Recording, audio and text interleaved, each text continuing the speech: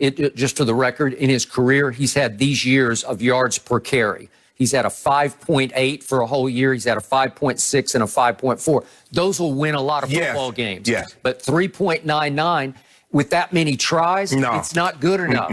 So they're like Cam running or bust. His accuracy comes and goes. Sometimes he'll throw a rocket and I'll say, wow, that looked pretty good. That went to Demir Bird on the dagger route. You can't throw it any better than that. And he threw one up high to N'Keal Harry. Yeah, and it was a good throw. And it had juice on it. You know, I liked it. And then he threw some in the dirt where you say, what was that? I don't know. And he had that one magical night at Seattle. Remember that? When he threw for 397 yards and tacked on another 47 running the ball. He had another big game throwing the ball here recently. He's had two 300-yard games, okay? So, look, you said yesterday, this is Belichick's best coaching job, okay? I will give in to this much, that I didn't think they could even be 6 and 7 at this point. Yes. But he's actually, I'll give you, they have overachieved with what they have. I don't know how they just beat the Chargers 45-0 with Cam throwing for 69 yards.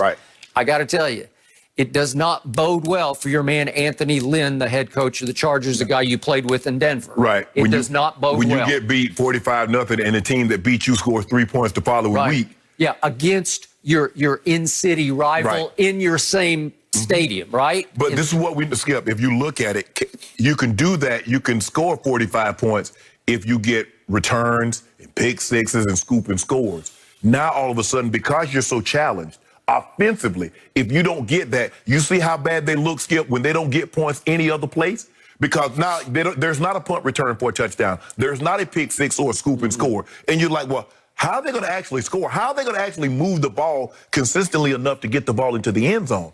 That was just bad. I mean, obviously I had to watch the game because we're going to talk about it. But if I wasn't talking about it, I'm not watching that. Look, and I love football, but I'm not usually just going to watch bad football just because football is on. Yeah. Well, obviously the Rams took the opening kickoff. They go drove it 75 yards in 6 plays, including a quarterback over the top sneak. And it's 7-0. And it just looked like, and it was like boom, boom, boom, boom, boom, end zone. And I'm like, hold on, Coach Belichick. Now, Coach Belichick, you normally come out with something better than this. You don't normally let a team just go right down the field. But when you do, okay, you make some adjustments, you settle down. But they still really weren't able to consistently stop the run. And that was the problem. All right. So we have seen Belichick pull off wins opening day against Miami. That looks better and better, right? And remember, they pushed Seattle to the buzzer. It went down to the last play, and you said if Cam had just bounced it, they would have won the game. They lost 35-30. So that was at least, I'm not going to say moral victory, but it was an impressive loss, right? And then they beat the Raiders at home. They won at the Jets, no big deal. But then they beat Baltimore in the driving, windy rain. And then they beat Arizona at home. Kyler was struggling, but still it was a nice win. And then 45-0 over the Chargers to get to 6 and 7. And the thing is, and they played Buffalo tight. They really think about it. Cam fumbles the ball on the 10-yard line. It looked like they're going in to score. Okay, so I can make a case Belichick was too good for his own good because the Cam experiment has failed to me. Listen, I love Cam because he's a baller. That's what I love about him. He will fight his tail off. He will do whatever he can to win a football game. I'm just afraid it's not enough. So I'm afraid if they part ways, remember, it wasn't until July 8th that anybody signed Cam Newton, and it was that guy. Well, I think with the exception of a very few select quarterbacks, Skip, as quarterback starts to age, they need more and more help. And Cam is at that point of his career. He needs help. I'm not sure anybody would have been able to. No. You know what? Skip, I don't even believe I'm a homeboy. I don't believe Aaron Rodgers with that. Okay, I'll buy that. So Belichick had a really good coaching year, doing a lot with a little. And the little is his fault.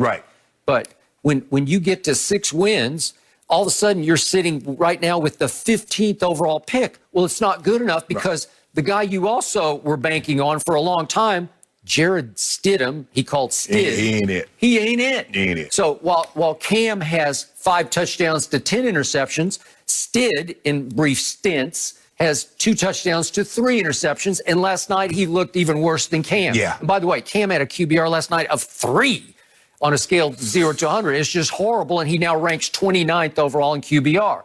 So it looks like New England is without a quarterback going into next year. They're without a lot of things going into next season, right. Skip. And here's the thing. Coach Belichick's going to have to come to the conclusion, and I know, Skip, he's been able to turn water into wine on a lot of occasions, because when we look at his roster, it's not like it was loaded with talent. We don't look at it and ever say, man, they got Kansas City's roster, or they got New Orleans' roster. Or for that matter, Dallas' roster. Right. We've never said that. But, Coach, you got to do a better job of picking players. That's you. You draft the players. You sign the free agents. Yep. You got to do a better job than this. The days of you being able to win with marginal players and getting them, oh, we're going to play our keys, you're going to do your job. Yep. Nah, Skip, you can't. So the only silver lining could have been for Belichick if he had said, I love Jared Stidham, and gone forward with him. There's no way they have 6 wins. Oh, absolutely not. He realized that. They might be challenging the Jets for the bottom. You're right. Which would be a great thing for Patriot Nation, because they would be in line for one of those top quarterbacks, right?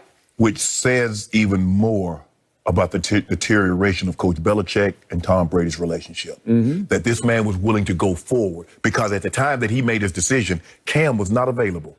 He didn't know he was going to be able to get anybody, and he was going to be willing to go forward. He was. With Jared Stidham. Right.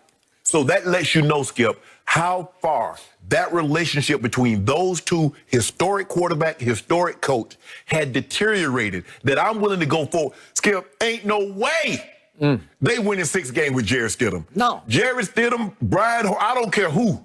Yeah, Brian Hoyer's still there.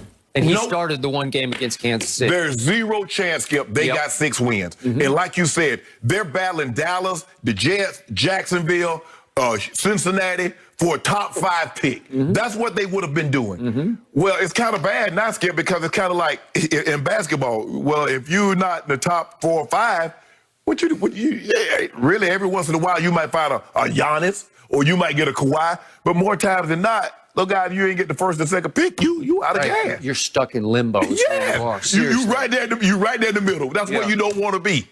Yeah. So that brings us back to Cam Newton.